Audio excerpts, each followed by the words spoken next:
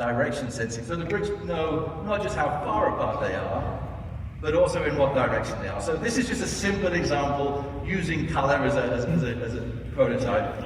If I put this brick here, you'll see that the color changes depending on in which direction the other brick is. And so you can see that in three-dimensional space, we can actually determine, in this case just as an output of color, but it could be anything you like, where the bricks are. And just one extra, they also know how they're facing. So you'll see a white light on there.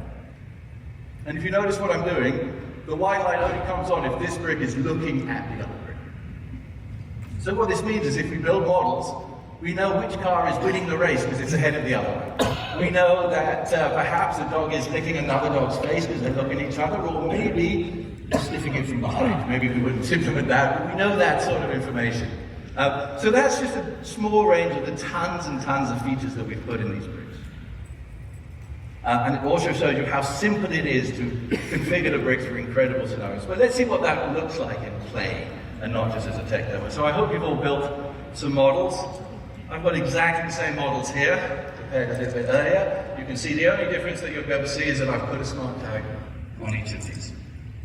So let's see what happens when they come to life.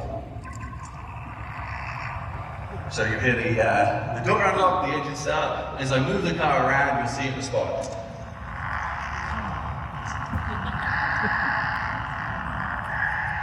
Even swerving around corners.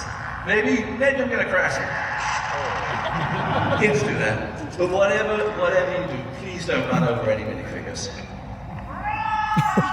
They really do not like it. So, that's a very simple scenario.